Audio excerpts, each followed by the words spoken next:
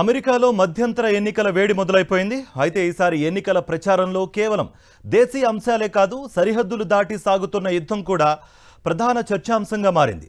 ముఖ్యంగా రిపబ్లికన్ పార్టీకి కంచుకోటల్లాంటి ప్రాంతాల్లో సైతం యుద్ధం పట్ల ప్రజల్లో కనిపిస్తున్న ఆందోళన ఇప్పుడు ఆ పార్టీ నేతలనే కలవరపెడుతోంది.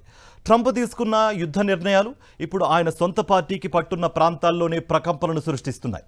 ఎప్పుడూ దేశభక్తి, సైనిక చర్యలను బలంగా సమర్థించే రిపబ్లికన్ ఓటర్లే ఇప్పుడు ఈ యుద్ధం అవసరమా అని ప్రశ్నిస్తున్నారు. దీని కారణంగా యుద్ధం తెచ్చిన ఆర్థిక భారమని తెలుస్తోంది. ఇరాన్తో ముదురుతున్న ఘర్షణల వల్ల ఆకాశాన్ని తాకుతున్న గ్యాస్ ధరలు సామాన్య రిపబ్లికన్ కుటుంబాలను ఆర్థికంగా దెబ్బతీస్తున్నాయి. దేశ భద్రత ముఖ్యంగాని జేబులకు చిల్లు పెడితే ఎలా అన్నదే ఇప్పుడు సగటు ఓటర్ల ప్రశ్న.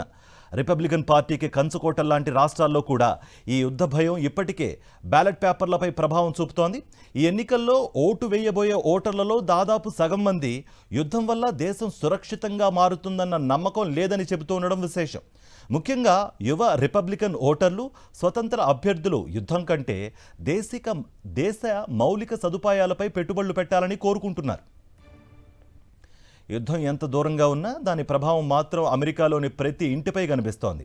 యుద్ధం వల్ల పెరిగిన ధరలు, ప్రాణ నష్టం పట్ల ఉన్న భయం రాబోయే ఎన్నికల్లో రిపబ్లికన్ అభ్యర్థులకు అగ్ని పరీక్షగా మారనున్నాయి.